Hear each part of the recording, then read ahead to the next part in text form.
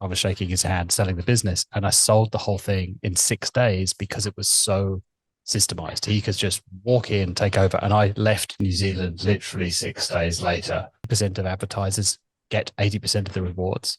We've moved to a 95-5 game, and we're heading very quickly to a 91-1, where 1% of the advertisers will reap 99% of the rewards. You can draw parallels there, right? You go to the club and it's like, well, what's your strategy? If that's what you're into, you can go Eben Pagan, David D'Angelo back in the day. They'll probably tell you the right words to do that.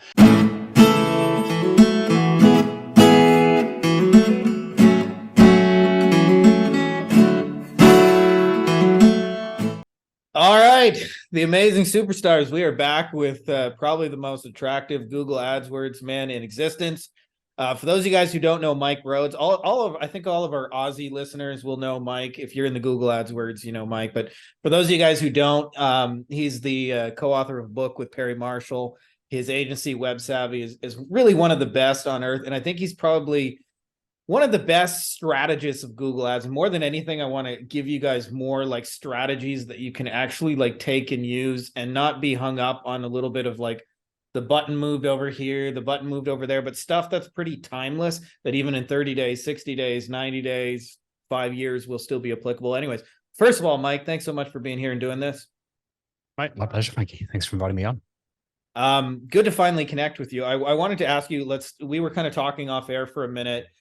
There's a book, Michael Gerber, The E-Myth, that kind of relates to your backstory. For those of you guys who've never read it, as we were saying, the first time you read it, it's a little bit mind-blowing because you realize your entire approach to business up until that point has limited what you're doing. But I'd love to hear kind of, you mentioned you had worked with Michael Gerber, your backstory, and then kind of what some of those changes meant for you in business when you started applying the E-Myth.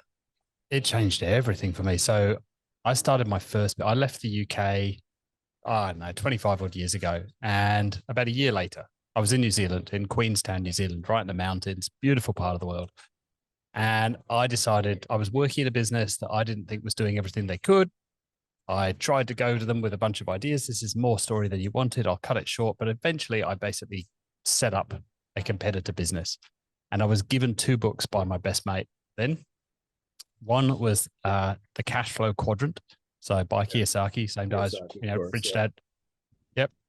But I think it's a better book than Rich Dad. So do I. It's more of the why you would want to be a business owner, right? The whole quadrant with the ESBI thing.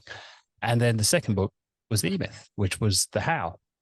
And that book changed my world. I had that first business for 18 months. I systemized the crap out of it from day one. I literally worked behind the counter for 2 days, wrote the staff manual, elevated myself to manager, hired some people, and went, there you go, there's the manual. Then I wrote the manager manual, promoted one of them to manager, got out of that. Then I wrote the owner's manual.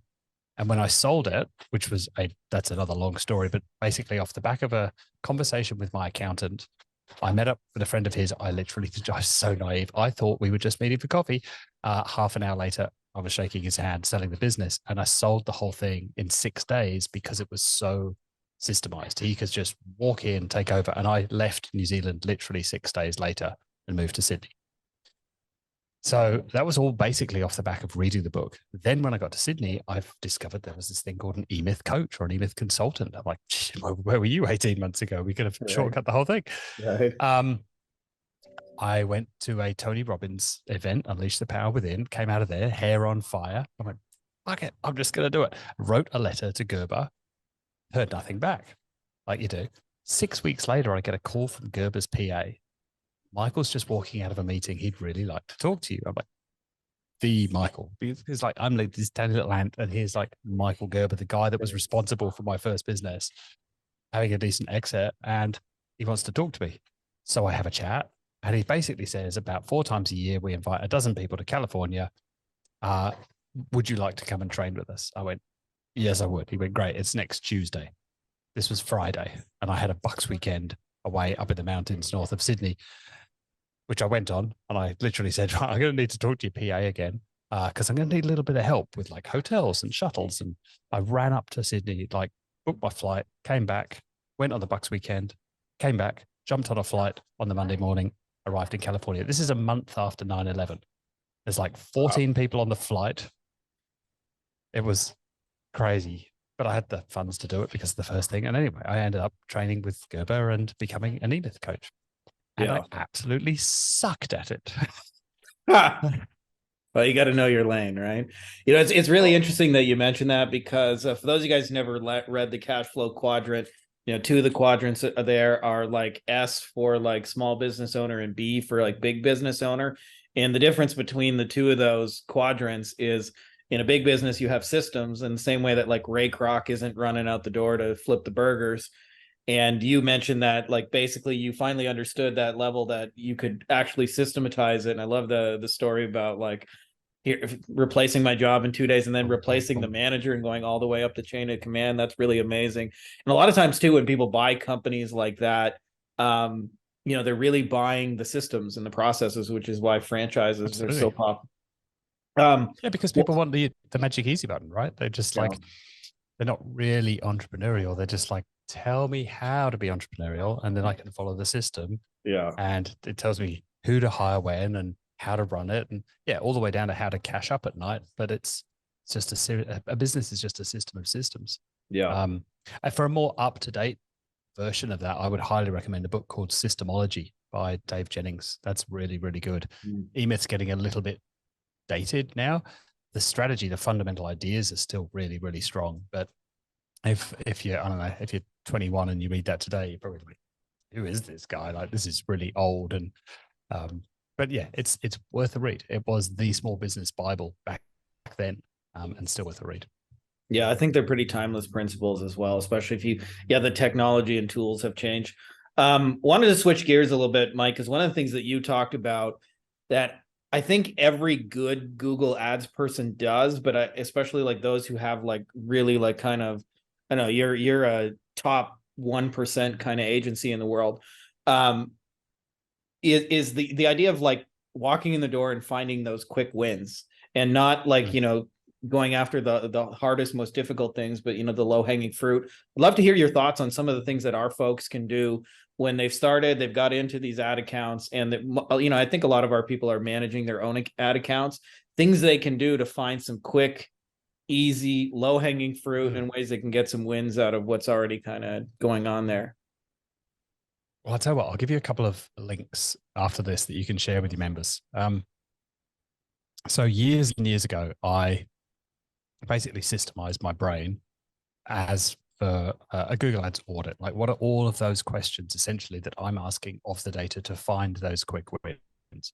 What's going to have the biggest impact? Because there's an experience part to that, but also you can follow the checklist and make a quick assessment what those things are to help you zone in on those quick ones, right? So I've turned my audit process, which over the years has been a series of questions, I've basically turned that into a 40-page data studio, we should now call it Looker Studio report. And basically on every page, there's a training video with a list of questions to ask your data. And then the next page is that report with your data. I don't get to see the data, it's your report. The next page is more training with some different questions for the next report, and then your data. So it's 20 pages of training, 20 pages of your data, and that will walk you through the whole audit process. And I give that away for free. So that would be where I would start with that, rather than trying to explain, go here and look at this. I mean, I'll try that way as well if you want. I think the single most important quality of a Google Ads person is the ability to zoom in and out. This was explained to me years ago by my very, very good friend, Rob Siraki, who you might know in Planet Perry circles.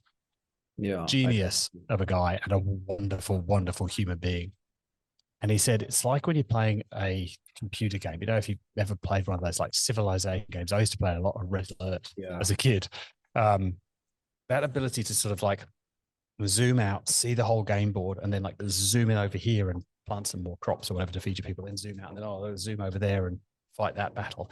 That ability to zoom in and out is the thing that I think separates that, you know, top 5% person from someone who's just trying to get through with Google Ads. And if you're listening to this, I suppose, as that business owner, as someone running their own account, and you think, I don't do that, great. just knowing that is probably really important. If you log in and you see all of those numbers and you go, I don't know what to do with this, I would say the best thing you do is go hire someone to, it sounds very self-serving as an agency. I don't mean hire me, but hire someone that can help with that, because you're wearing 12 other hats as a business owner. Yeah. Maybe you're just banging your head against the wall trying to make that work.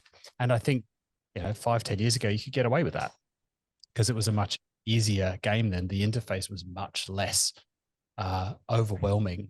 These days, it is so cutthroat. You are competing with those top 3% of agencies who know all the tricks and have been doing it for a lot longer. And it's really, really difficult. Perry talks about this all the time. We've gone from an 80-20 game where 20% of advertisers get 80% of the rewards. We've moved to a 95-5 game, and we're heading very quickly to a 91-1, where 1% of the advertisers will reap 99% of the rewards. Yeah. And by definition, most people are in the 99%. Yeah, that's kind of crazy when you think about it. I'm old enough to remember I had friends that like launched ebooks and things like that when you could get 5 cent clicks in Google, and it was basically just like printing money because you could take targeted search results. And even at like a $27 book, you could throw a gazillion clicks at it and still be profitable. And even if you had no back end, it would still work. And then, some of those same clicks are $18.50 today, and it's a very different, the game. Underachiever method. Exactly. Frank Kern and Ed Dale back in the day. Yeah. I'm glad you could drop the Frank Kern reference. He's actually the guy who got me into internet marketing. So I wanted to ask you one of the things I've heard you talk about is kind of like the 3 pillars: traffic, conversion, and the one I don't think enough people talk about is strategy. Is like the deeper idea of like what are you actually doing inside of that ad account? What's the bigger plan, and how do these clicks and ultimately the sales you're after fit into a bigger picture? And I wonder if you could tie that in a little bit to your zoom out, kind of zoom in kind of way of looking at ad accounts. Let me paint you this picture then. I don't think I've ever explained it this way, but let me try. You've got to start with the business, right? What's the business objective? Why are you in business? And most people will say, well, that's stupid, Mike, to make a profit. But is it? Is it serving customers? Is there this mission that you're on? There's all sorts of reasons that people are in business, and profit is usually one of them. For us, people on planet are above profit, but profit's certainly in that list. Then you come down, and you need a marketing strategy for your business. The question that a lot of people look at me funny when I ask, why do you have a website? Really, why do you have a website? And really try to understand what that is, get clear on that. Then you can take that concept and bring that down to, okay, for now you need quality traffic coming to that website because you've got this thing that it needs to do. You want to give away an ebook. Don't try that, folks, in 2023. But back in the day, that was very successful. You would drive people to there because you want to swap an ebook for maybe $27, maybe for an email address. I give away most of my tools because, one, I'm just probably not a very good marketer, but 2, I just can't be asked with dealing with all the Thrivecart stuff and the opt-ins and then write the email sequence off the back of that. I just give it away. I mean, LinkedIn has gone nuts. I wrote this script for Performance Max campaigns. The first version, I guess, was, maybe 5 months ago now. I checked my LinkedIn stats last week because I was giving a talk and I thought, maybe I'll put a little screenshot out there. 750,000 people have interacted with this post or seen the post. I don't know how many tens of thousands of people have actually put the script in their accounts and run it and used it to get insights. I would guess thousands and thousands at this point. And I realized afterwards, I probably could have sold that. That probably would have been quite profitable. I could have at least gated it. You talked about building a list when we were talking off air. I probably should have used that to build a list. But my MO, my whole career has just been like, here's a cool thing that you can't do inside the Google interface. Have at it, people. Like, let's go. And it reaches so many more people doing that. Like I say, maybe I'm not a very smart marketer, but for me, that's more important than building a list of people that I can email and then smash over the head with something else. So it comes down to, what is your strategy? What's the point of that website? What are you trying to do with that? And then I think about Google Ads you're coming down sort of layer by layer. So you split it search and display, and then you split search into search and shopping. If you're selling physical products, the number of advertisers I meet who are selling stuff that are spending maybe 6 figures a month on Facebook, or at least, when I was last speaking in the States, which is in the before times, 3 years ago, they would be spending a lot on Facebook ads. They would have never tested Google Shopping. And there's so much quality traffic on that Google Shopping side. And then you got display video, which is definitely worth testing. But for a lot of small businesses, you're probably not going to have the budget to do it justice, to get the data that you need. And then Perry says it best, it's like playing chess versus checkers. It's just, levels more complicated to get a win from that. And there's a lot of fraud there, and you have to take extra precautions and so on. So search and shopping, and then you sort of keep going down those layers if you want to keep going down those layers. I love the chess versus checkers analogy. I deal with a lot of digital marketing agency owners, a lot of folks who run Google ads and Facebook ads and web design for other people. And the amount of times I get asked in a week, like, what's the magic script that'll get all the money? And I always compare it to, like, it's like asking what's the magic phrase that'll always get you laid, right? It's like, it doesn't exist, right? Like, but nonetheless, folks are there. And if somebody really understands playing chess, where they can think 2, 3, 4 moves in advance and be very strategic with how they move those pieces on the board, they're always gonna win. And you can draw parallels there, right? You go to the club and it's like, well, what's your strategy? If that's what you're into, you can go Evan Pagan, David D'Angelo back in the day. They'll probably tell you the right words to do that. But if your objective is long-term happiness, joy, meeting the right person, you're going to say very different things to the person at the bar. Like, it's what's your strategy? And you go from there. Or maybe you shouldn't bid on bar keywords in the first place if you're looking for this, right? Maybe you're in the wrong place. Yeah, totally. One of the things I've heard you talk about, by the way, and I think this is just really smart, and I don't think enough people do anything with this, is building lists. I think, like, if you install a little bit of code, you're building lists, but I don't know if enough people really use those lists intelligently.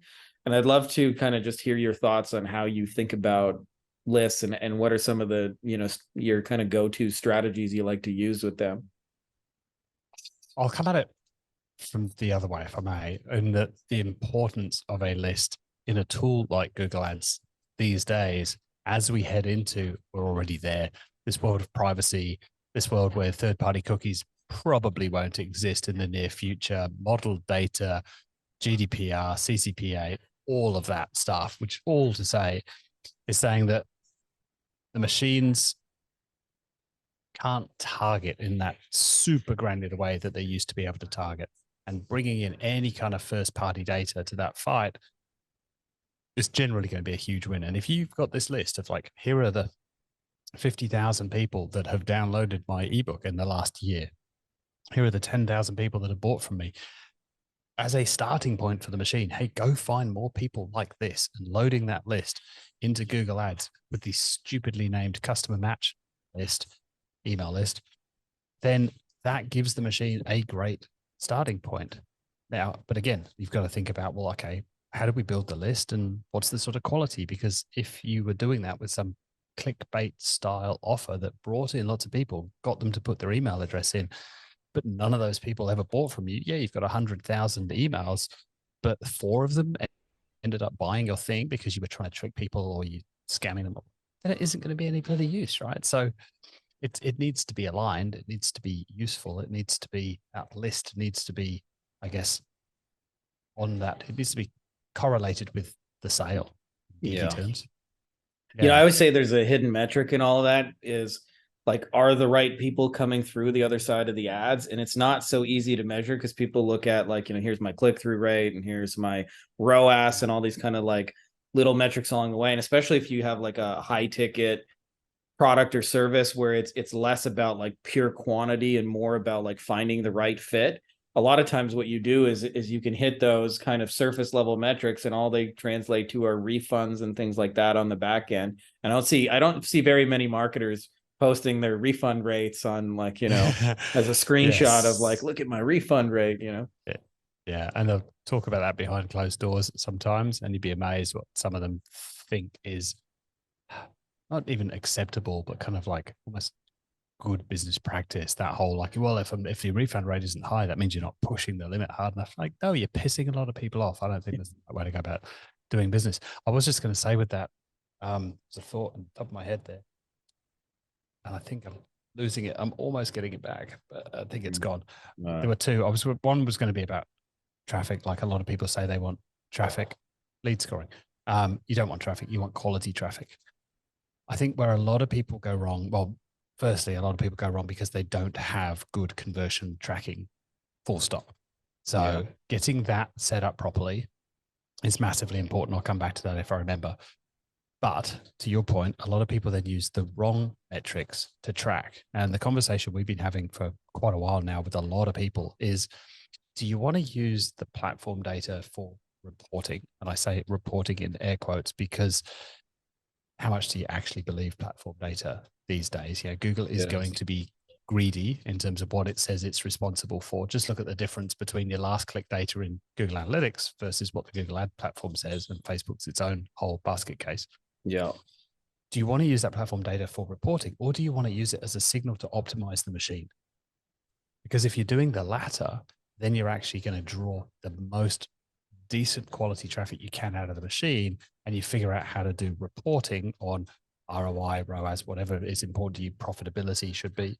You do that somewhere else, not using those. And if you're using it for optimization, then what data are you feeding the machine? Take that high ticket item that you mentioned. Like, what are the stages that prospect goes through in terms of like marketing qualified lead, sales qualified lead, before they become a paying customer? Are you telling the machine which leads became marketing qualified and what the value of that prospect now is? Which of those become sales qualified leads and what the value of that opportunity now is? And then the value of the sale. Yes, it makes your reporting harder inside of Google Ads, but that's the sort of first party data that if you can feed that stuff to the machine, you're going to see a huge improvement almost every time in what the machine is able to do. But people are generally too lazy to do that, I find. Yeah. You know, actually, just a little personal anecdote on what you're saying. I started actually with SEO long before paid ads in like 2007. And I remember our first site was a real estate investing site. A friend of mine had written a course on some short sales he was doing in Florida. So we wrote a short sale course, and I went after like the biggest, most broad keywords because that just made the most sense to me. And so it took me a long time. It took me over a year, but I remember we ranked for the keyword real estate investing. We would kind of bounce between number 1 and number 3, but like Google would send us 2,000 visitors a month every. And I was lucky to convert one of those people. I knew nothing about converting traffic back in those days. And I remember I just got the idea that I needed more traffic like most people. And so I went after a keyword, and it was almost an afterthought, but I was like, well, we have a short sale course. Let's try and rank for short sale course. And there was only like 100 or 200 people a month who searched it. And I would get 15 to 20 conversions out of that, like clockwork, even though like the amount of traffic compared to it, but you know, just that one word course changed the buyer intent so much. And if you look at the pure vanity metrics, it's easy to say like 60,000 visitors a month versus 200, but they're coming with a very different frame of mind, a very different intention, a very different reason of being there. And so, you know, like you said, use that data to feed the machine and identify who are those 15 people who just bought it. So coming back to the feeding the data of the machine, another picture I want to put in people's mind is most people just think about their customer, right? And everybody obsesses over creative and what's the ad that the customer, the prospect is going to see. The first customer we all have is the machine, because if you don't first convince the machine to show your ad, the human on the other end never gets to see the ad. Yeah. You are marketing to the machine first and foremost. And that means, yes, you got to think about attribution, but data. If your data isn't right, if your data isn't what the machine needs, if you can't sell the machine on showing your ad compared to someone else's ad, doesn't matter how good your bloody video script was, because no one's actually going to go see that, because the machine doesn't want to give you the traffic. It's giving it all to somebody else. You've got to sell the machine first, and then you can show your ad to the human. Amazing. One last thing, if we got a little bit of time here, I don't want to keep you too long. I know I can go as long as you need. No, it's okay. Amazing, mate. I wanted to ask you a little bit just about campaign settings. I know this is a little bit of a moving target because we got Performance Max today, and who knows what it'll be tomorrow. But I would love your thoughts just on how you see different campaign settings. Like when you're setting up stuff, like, you know, how do you even approach that? Well, I have an amazing team that do all of that stuff, and I haven't set up a campaign in quite a while, so I may not be able to answer that question. That's the best answer. The email. That's the systemized version. That's the honest truth. I don't know what the buttons are in there these days. Be very careful of anything that looks grayed out but isn't. Mike Ryan put an amazing post up just a couple of weeks ago on LinkedIn about that, where there are a couple of settings that look like they've been grayed out, but those ticks can actually be removed from the box. Like Google have a team. Last number I heard was 47 behavioral psychologist type people. And I've seen a talk by the lady that leads that team. She's amazing. She spoke at a couple of Google Live events in San Francisco. In the before times. GA4 is a great example of this. I'm not sure if your listeners are familiar with Google Analytics 4. You go into your property settings. There's a thing there called reporting identity. It changes how your reports are shown and if stuff's thresholded or not. Long story, it doesn't matter. Essentially, there are two options. And then there's a little box underneath that says show all. So you're looking at two options on the screen with this little show all thing. You're thinking, well, geez, there must be loads of options then. They've hidden all of this to make it easy to read. You hit show all, one extra thing appears. There are literally 3 things on this list, and they've chosen to hide one with this little seal. That doesn't happen by accident, right? A geek, an engineer isn't going to do that because it's inefficient. Why are you requiring all these extra button presses? That's the behavioral psychology department at work going, well, we want to nudge people over here. We want them to do this.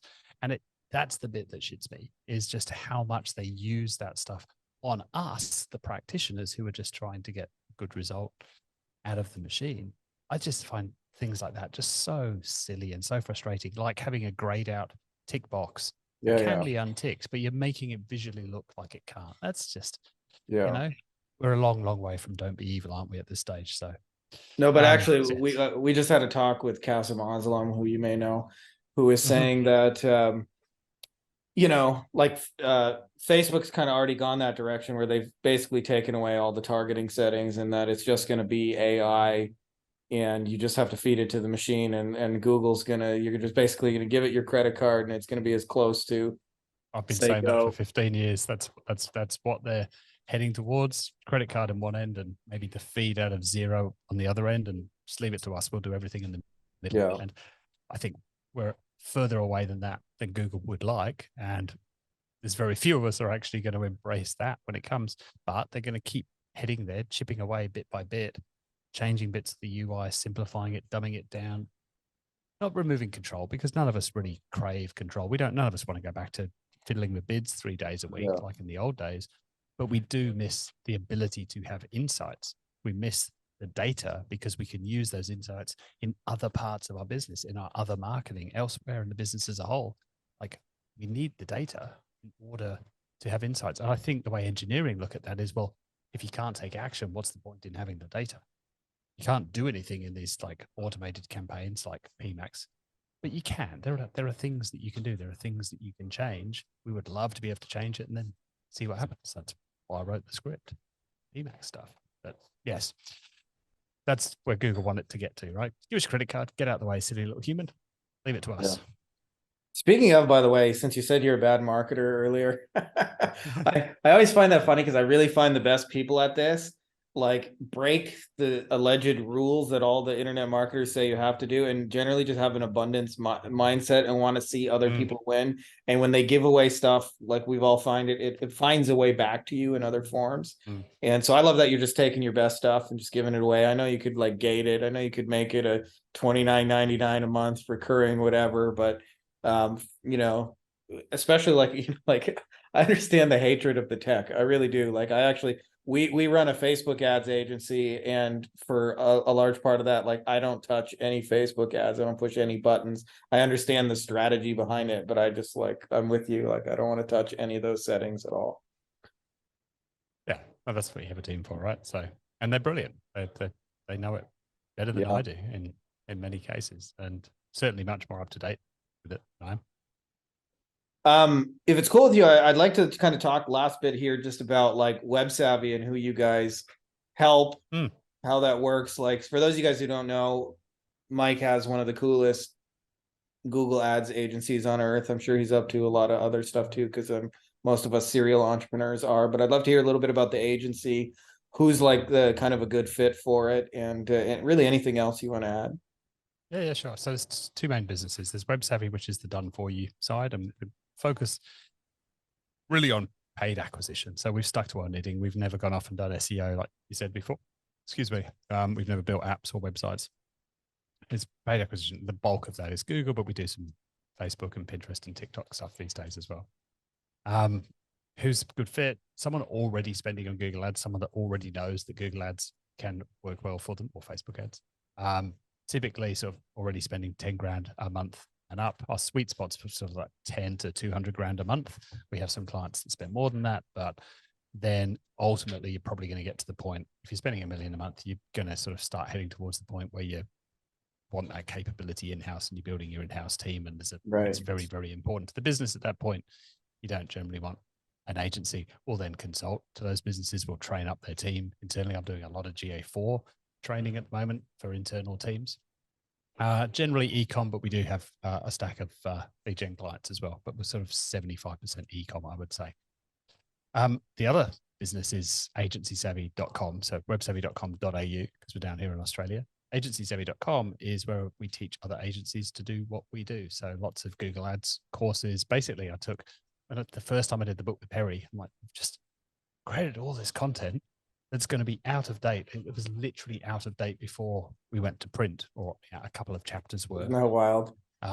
Well, I submitted it to the publisher and I had to pull it back 2 weeks later because they changed converted clicks. And that, if you remember converted clicks and conversions, that whole thing changed as I submitted the manuscript. I had to pull all that back, rewrite 3 chapters, submitted that again. And then, books take a while. It was 9 months or something before the book actually came out. 3 other things have changed by then. So I wanted a way to keep people up to date that loved the book, but weren't relying on that. You mentioned Isaac before. Isaac's got a fantastic course. He's an absolute gun. Pat Gilbert, who works with him, is wonderful as well.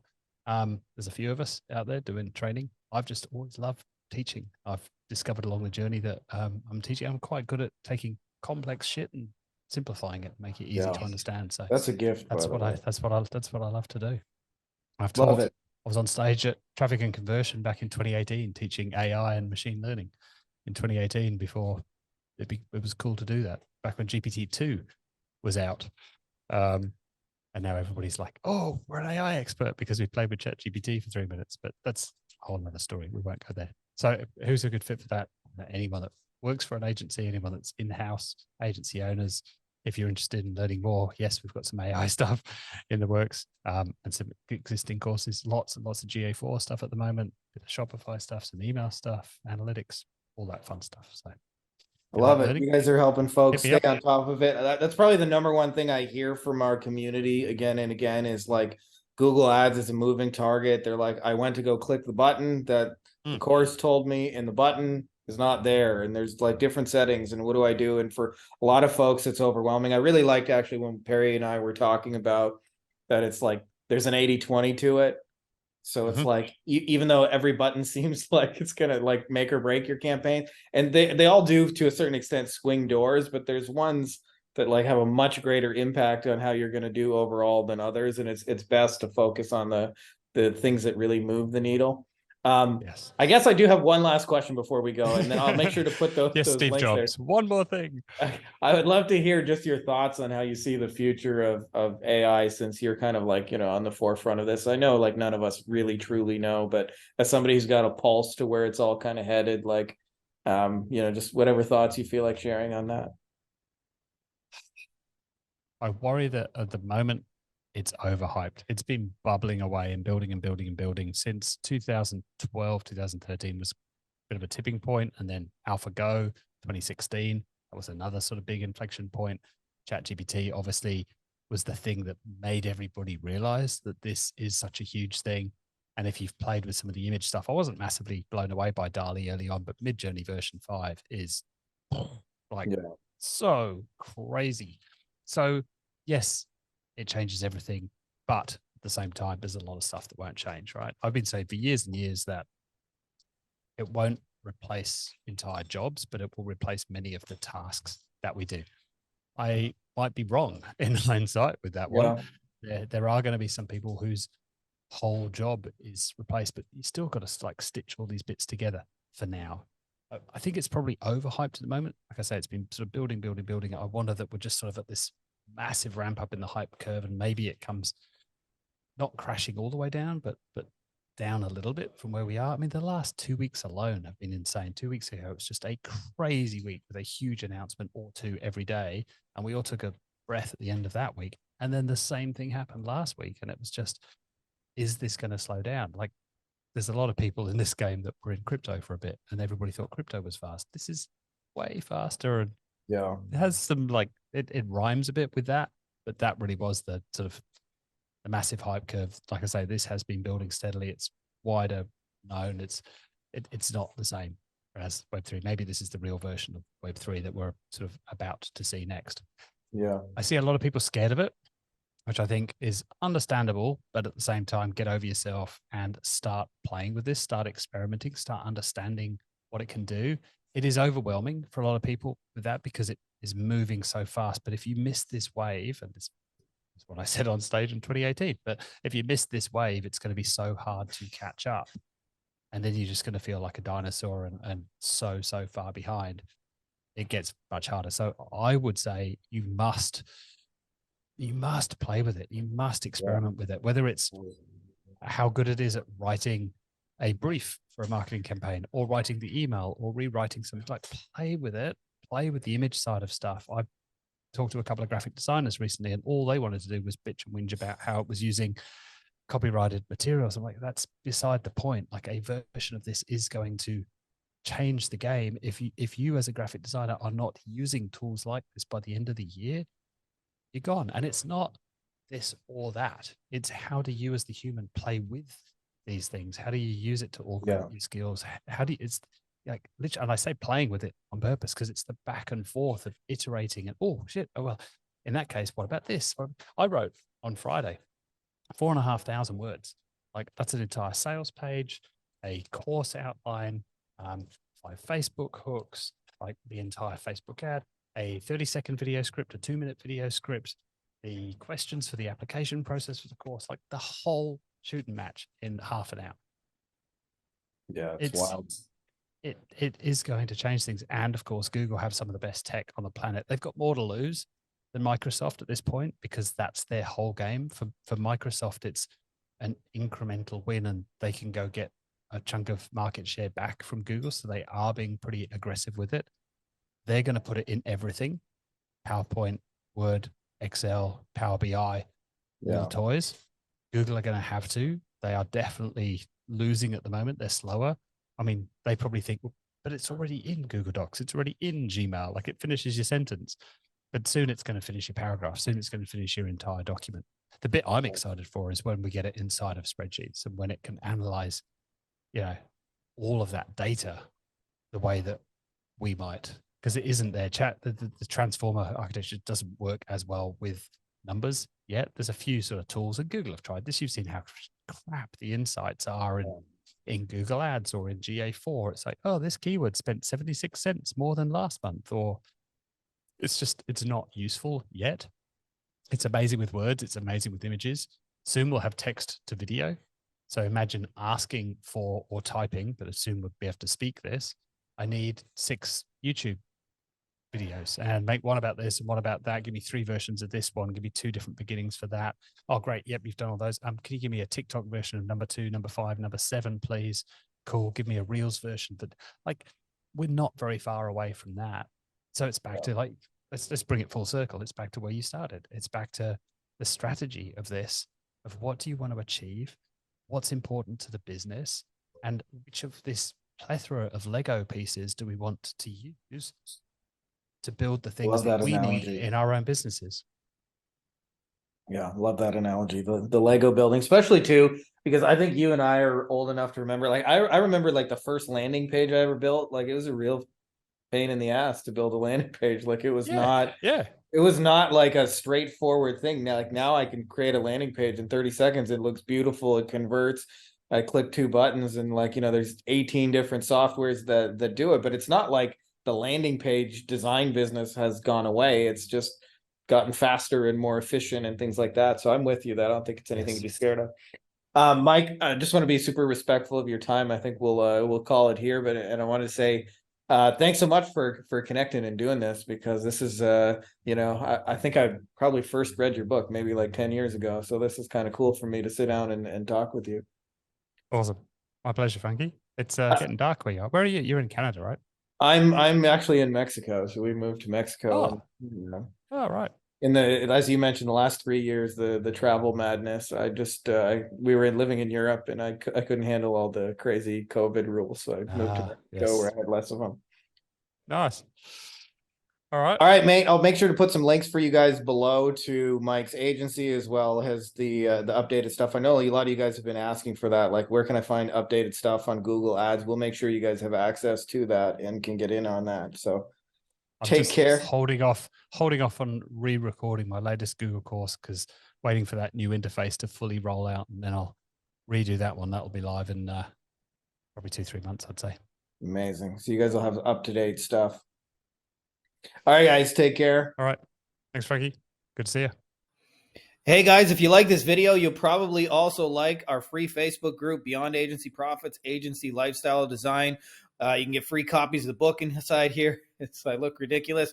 We're doing weekly Q&As, giving answers to all your questions. Some of the best, smartest, brightest people. We've got lots of industry leaders doing 7, 8 figures and beyond. It's a literal who's who of the brightest agency owners that I know, as well as lots of tips on scaling and stuff, books that work. So if you're not already part of it, you're going to want to be part of it. So make sure to click the link. I put it in the description of the video, as well as in the pinned top comment below. So just scroll down and you can join, and it's totally free.